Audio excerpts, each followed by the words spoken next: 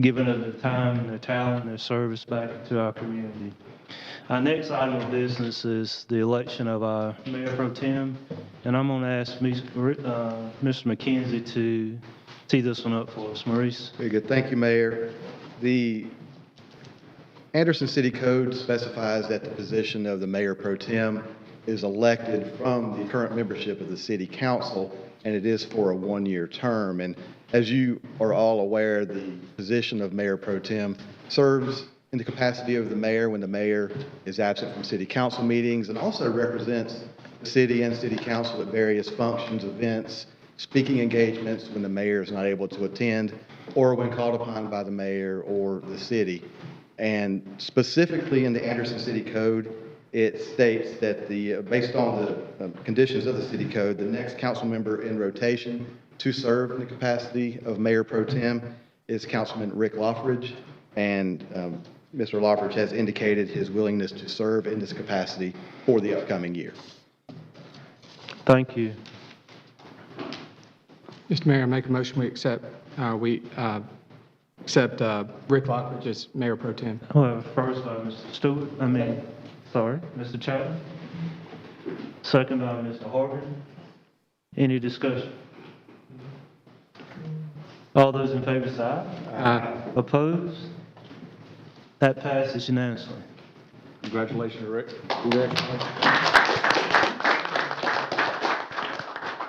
Mr. Mayor, I'd just like to say it's been my pleasure over the last year to serve as your Mayor Pro Tem, and appreciate the fellow council members for electing me to serve in that capacity over the last year. And the good thing about our mayor is he very rarely misses a meeting, so it's not a hard job to do.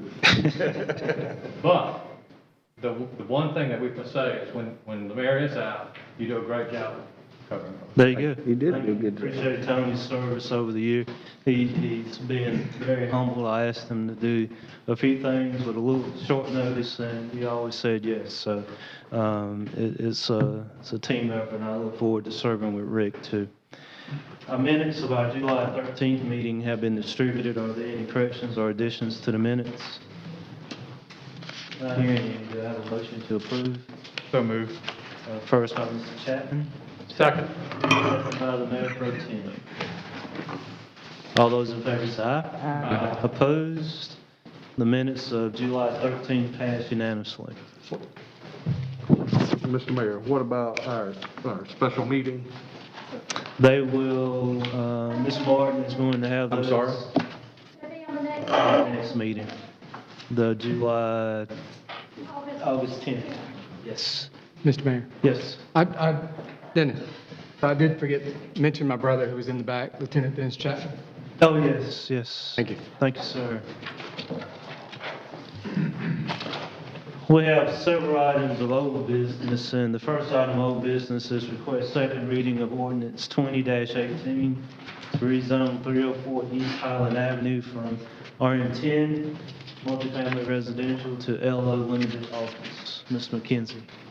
Yes, sir. This came before you at your July 13th meeting, and you did approve it on first reading. But to give you just a brief recap, the applicant is seeking to rezone this property in order to operate a day spa on the site.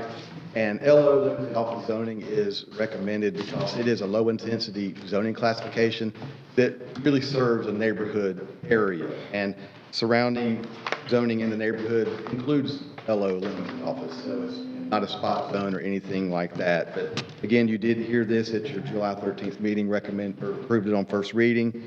If this is approved, the applicant will work with the city staff relating to building codes, site plan requirements, things of that nature. Thank you, sir. Any questions, comments? Mr. Mayor, this 304 East Highland sits in my council district, and I haven't heard any opposition to the request. So with that, I'd like to make a motion that we approve it on second reading. First by Mr. Stewart. Second. Second by Dr. Thompson. Further discussion? All those in favor say aye. Aye. Opposed? That passes unanimously on the second and final reading. Our next item of old business, item number 2, which we heard at our last meeting, The applicant has requested, we requested to continue this to the next meeting. If it's the pleasure of the council, we'll see this on our August the 10th meeting. We'll move directly to our third item of old business and request second reading of ordinance 20-20 to annex and zone 1.78 acres generally located at Southwood Street and Crescent Drive to RM10 multifamily residential and to rezone and abutting 3.2 acres parcels from R5 single family to RM10 multifamily residential. Mr. McKenzie. Thank you. Again, this is kind of two parts here, as the mayor mentioned. 1.78 acres is currently outside the city. We're proposing to annex that into the city and zone it RM10 multifamily residential. There's a 3.2 acre parcel that's already inside the city, and they're asking to rezone that to RM10 multifamily residential as well. Combine the properties and then ultimately develop a 40-unit townhouse development on the site. And in your package, you'll see a conceptual plan that's included. Again, that is very conceptual. If this moves forward, the applicant will need to work with the city on submitting site plans, which will be reviewed by various departments, including planning, engineering, fire department, various departments, because they will need to submit information relating to density, setbacks, parking, traffic flow, access to fire hydrants, a number of things. So that would be the next step of the process if this is rezoned. And it's for a 40-unit townhouse development. You did consider this at your July 13th meeting. You approved it on first reading. Thank you. Any further questions, any comments? Is that in District 5? This is in your District 5, yes, ma'am. And I haven't heard anybody who was against it, so. Ma'am, we had no opposition to this request. Okay. I'll pass this on second reading. Second. First by Dr. Thompson, a second by Mrs. Stewart. Any further discussion? Jeff? Mr. McKenzie and council, I reached out to Mr. McKenzie about our city reaching out to the county for their assistance in cleaning up that lot in front of this that is on Sayre Street. This is one of our gateways into our city. This is essentially the Hartwell, Georgia traffic into our city. So I did ask that our planning department reach out to their Code enforcement department. code enforcement, thank you, to help clean up that mess in front. So I just wanted to make that you aware of it. Good point. I went by there this weekend. It is a mess. Anything else? I appreciate that. That first and a second. All those in favor say aye. Aye. Opposed?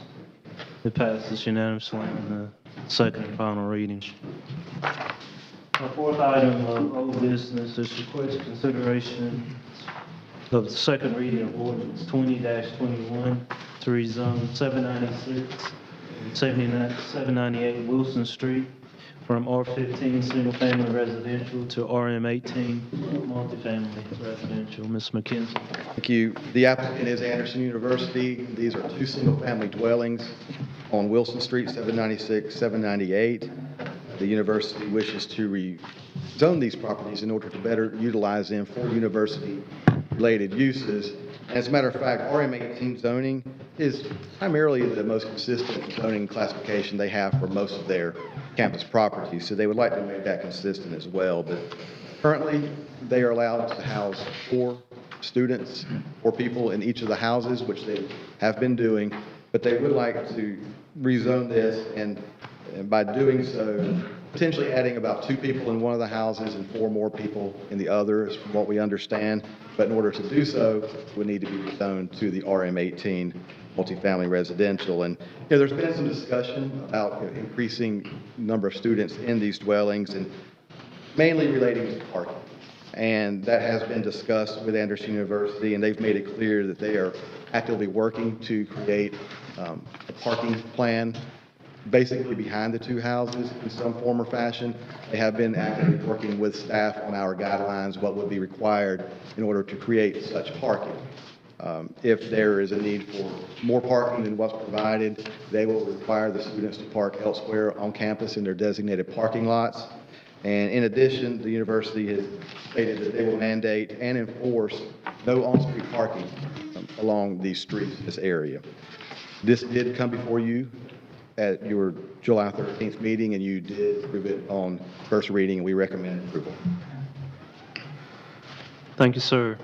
Comments, questions, concerns? I'll go with Jeff Roberts and then John Roberts. Just so you know, these two properties are located in the seat that I serve, and we did bring up the residents' concerns at our last meeting, and I would like to know or hear from you that we have a commitment to build the park. And we did suggest that they at least commit to it. We're not necessarily concerned about design at this point, but get what you can. I think that's the term I used, get what you can back there, and then a timeline. When could we expect it? I'm looking for a commitment and a timeline.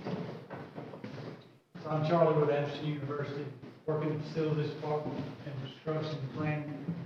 We have been working very actively with city officials to understand what the requirements should be, what the limitations can be. We've also been working with our local contractors to get pricing involved. We're actively seeking all this information, and we will make appropriate appropriations on all of those items. Could you speak to the timeline? What are you thinking? It's probably going to be more along the 6 to 8 week time, just given the permitting and design and whatever, getting on contractors' timelines to get things installed. That's what we're doing. Well, thank you. Thank you for your cooperation. Mr. John Roberts. Yes, I might add to that as well. The biggest call, or the most calls I've had have been with regard to parking as well, but specifically to enforcement of the parking issues. So we have, Mr. McKenzie just mentioned that y'all made a commitment. I just want to reinforce that to the neighborhood and the community as well. Y'all will take a conscious effort to enforce. Yes, sir, absolutely. So we created. And not just Wilson Street. I mean, it's especially Wilson and Virginia, since that's today's, but that is the main concern we're hearing. Yes, sir. So we created a policy last year, we call it our good neighborhood parking policy or whatever, that protects anyone who lives in an AU-owned house, parking on the street. That was done intentionally to address the areas of Ridgecrest, a few other areas around town, and I think anyone who's around last year had those same marked improvements. I think we had those areas fully under control, working because of our safety and residents' life, and we made sure that this policy was properly communicated, students understand the magnitude of what we're trying to do here. And I think we have everyone's attention, so we'll continue to stay on that, and we have our word, we will enforce that policy. That's all we can do. Yes, sir. Thank you. Thank you. Any other comments, questions? Mayor, I would like to move that we accept this request to rezone these two properties. First by Mr. Jeff Roberts, the second by Mr. John Roberts. We'll take further discussion, comments. All those in favor say aye. Aye. Opposed? That passes unanimously. Our next item, item 5, is request second reading of ordinance 20-22 to rezone 209 through 217 Williamson Road from RM10 multifamily residential to RM18 multifamily residential. Mr. McKenzie. Thank you. This did come before you at your July 13th meeting, and you approved it on first reading. But just to recap a little bit about this, Anderson University is the applicant, and this is in reference to Stringer Commons residence halls, which have been in place for a number of years.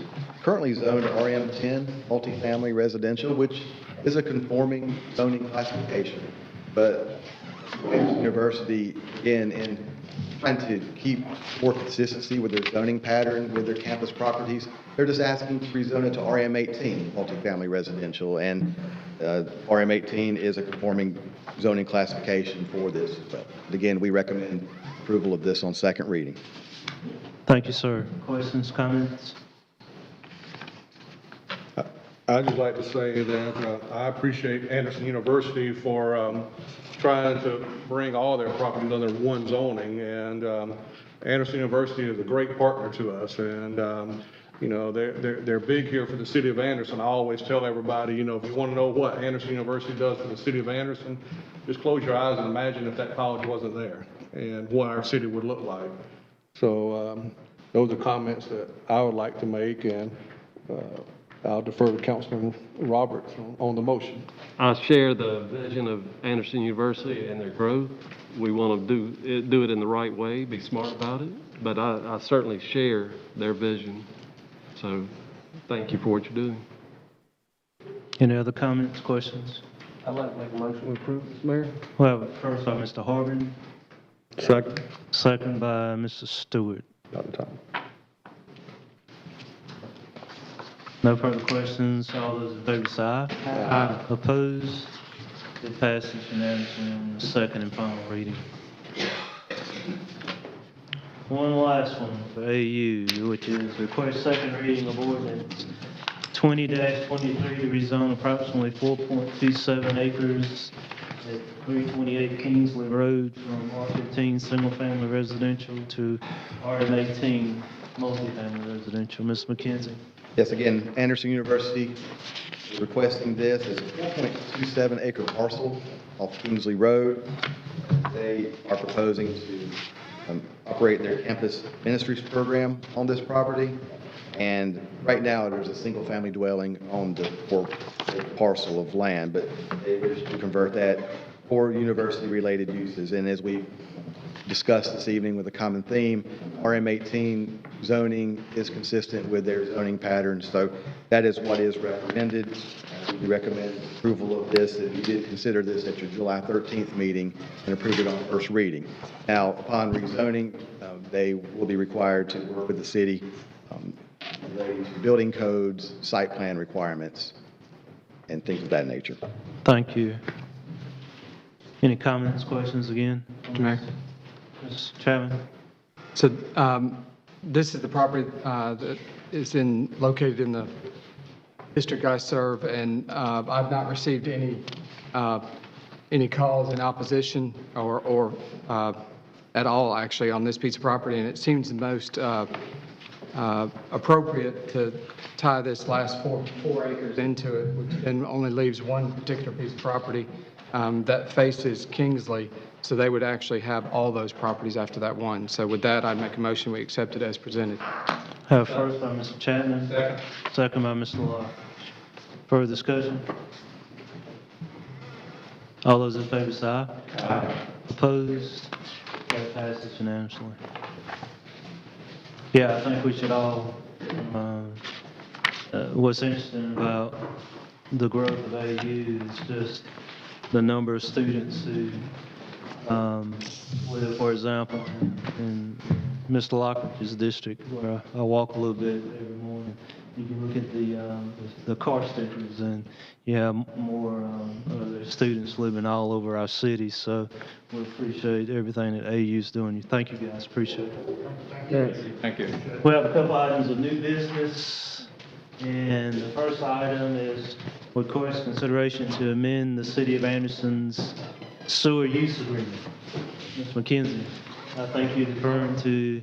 Yes, Jeff Caldwell, Utilities Director, will present both items, B1 and B2. Okay, Mr. Caldwell. Thank you, Mayor. Mr. McKenzie. The amendment to the sewer use ordinance is pertaining to our pretreatment update. Every so often, there's EPA changes to the pretreatment program, and so in order to comply with that, we go through a pretreatment update, which is all of our industry permits as well as our sewer use ordinance. And specifically, Article 2 of that ordinance pertains to sewage, sewers and sewage disposal, and it relates to the permissive prohibitive usage of the sewer system, retention policies, fees, things like that. This update has received the general approval of DHEC. They were asking for and requiring one minor change. It is item 5 from what I've listed as section 3410, paragraph C, that pertains to liquid waste concentration of pollutants that are allowable to be discharged through those permits. The Division 4 of section 3428 actually outlines the local limits that are set for those that the treatment plant is able to handle and treat to our discharge limits. So it is a good change there that we cannot make any any changes to those local limits once they're approved. So basically, this does help us to stay current with EPA and DHEC regulations. This was advertised in the local newspaper for 30 days and did not receive any comments. So with that, we are asking for your approval on first reading to amend ordinance 19-02. Thank you, sir. Comments, questions? I have one. Yes, sir, Ms. Lodge. Will it change anything that we're doing? It says, except otherwise specified in industrial wastewater discharge permit. We're pretty much following it anyway, right? Yes, we follow the local limits. There are some surcharges that we have in place that allow us to go above some local limits if we are able to treat those on DOD, COD, and some suspended solids. But other than that, we have to stick with what the treatment plant is capable of handling. Let's go ahead and amend this ordinance. We have a first by Mr. Lockridge, Second.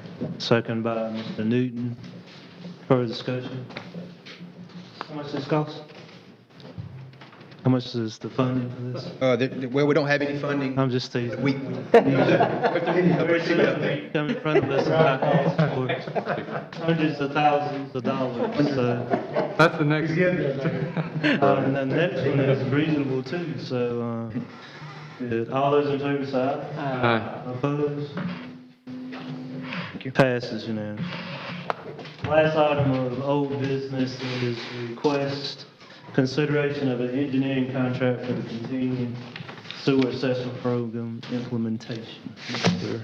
Cole. I'm sure you're all familiar with our CMOM programs, where many a times there are 10 programs that were specifically designed to eliminate sanitary sewer overflows. That started in June of 2014.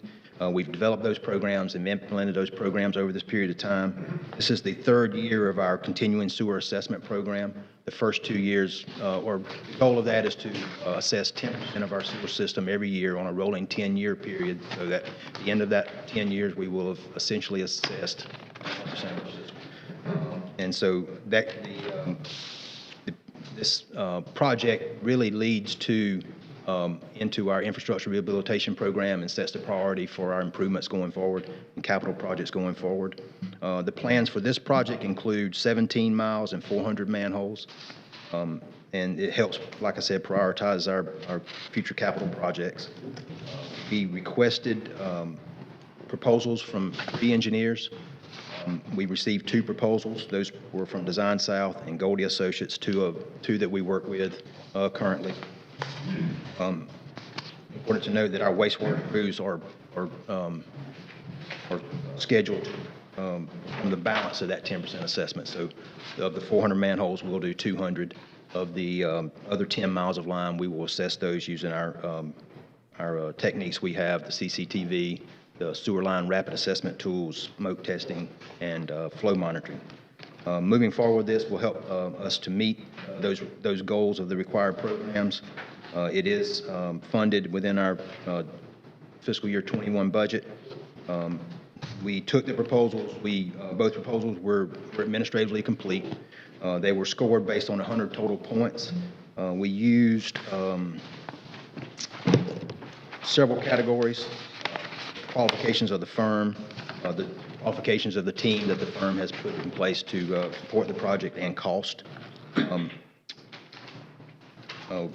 Design South came out on top as far as the scoring on that proposal in all 3 categories.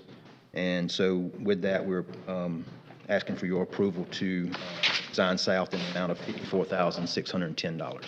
Thank you. Yes. Questions, comments? Mr. Chapman, then Mr. Stewart. So these are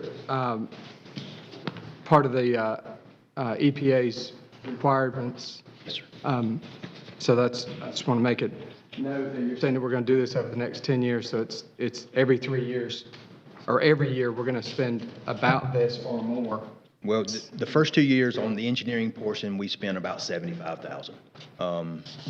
We believe we've learned a lot in that process, been able to streamline the process and kind of get the work flow and the schedule and the work items that we need from the engineer. We're able to cut that down to about a third, cut it by a third. Yeah, so every year we do that, and this is just the engineering portion of the contract. We'll come back to you when we advertise for bids and select a contractor. The total project budgeted for this is about $500,000 every year. Yeah, my point to the question is that, you know, a lot of people have complained that water or sewer is costing more than your water now. And it used to be the opposite of that. But I've tried to explain to people that it's the unfunded mandates that are requiring us to increase fees that then get transferred on to the user. Yes, sir.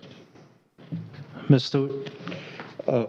Who was the engineer of record that did the initial assessment? Was it there? Yeah. South has done So they've done it? 2 years, yes. Okay, thank you. It's no, I mean, it's, both proposals came in about 7 hours. They had total hours. They were about 7 hours apart on time, and they were about $6,000 apart on cost, total cost. Any other questions, comments? I have a couple of questions. Mr. Roberts? What are some of the problems discovered during the assessment? And could you just speak to the cost to the city of an overflow if that occurs? So yes, we, the types of problems we find are just infiltration through cracks in our system that are bringing on more water into the system that has to be treated once it's in there. So that's a cost on chemicals and power and things at our treatment plant. That additional flow during heavy rain events does cause those sanitary sewer overflows and higher treatment costs also. So anything we can't contain, is delivered to our treatment plant and treated, but it does cost more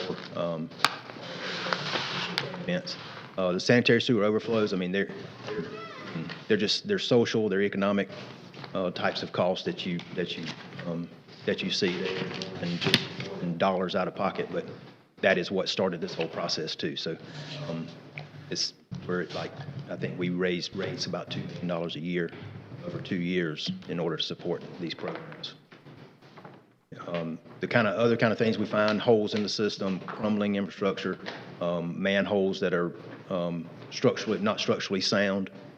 So we do set priorities based on where they're located. If the line is located under a major road or the manhole's in a major road, it gets a higher priority over something that may just be off the edge of down a stream bank or something like that may be kind of not as, it has more of a impact on the environment rather than an impact on the safety impact on the public. Good questions. Good answer. Mr. Harvey? Mr. Caldwell, how many overflows do we have a year? Just guessing. I'd say when we first did this, EPA went back and looked at 5 years, and we had somewhere around 50, so about 10 a year.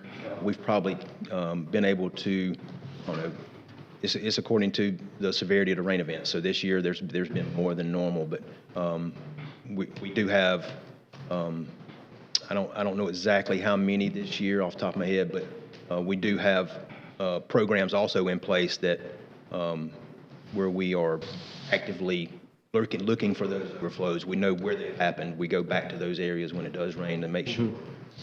And so we're responding a lot quicker to those, so able to eliminate the overflows, the amount of the overflow in certain circumstances. And I make a motion to approve this, Mayor. I'll second. Well, first by Mr. Harvey and second by Mr. Jeff Roberts. Any other questions? All those in favor say aye. Aye. Opposed? Thank you, Jeff. Just teasing.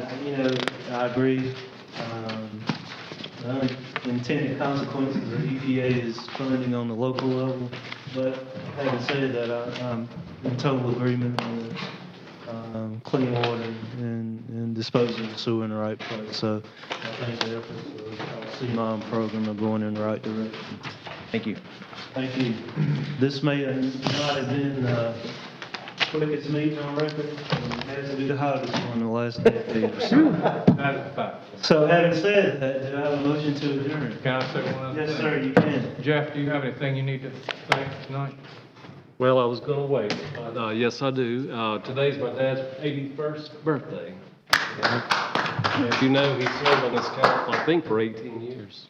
And the seat that I sit in now was one occupied by him previously. So He's a good man. That is great. Happy It's birthday, Dad. somebody else's birthday too, though, yeah? It's your birthday. Yeah, well, Congratulations, happy birthday. we stopped having those for a while. Stop that. I'd just like to add one other thing. I think Councilman Chapman brought it to my attention today, and Dr. Thompson, you may speak to this as well, but at least in my 20 years of service, I've never had a council meeting where our city manager or assistant manager has never been here, and our planning director has taken over to run the meeting. Have you ever had that happen? No, and No. I compliment Mark? Maurice. Good job, Maurice. Good job. Have a first by Mr. Newton. Second by Mr. John Roberts. All those in favor say aye. Aye. Opposed? Stand adjourned.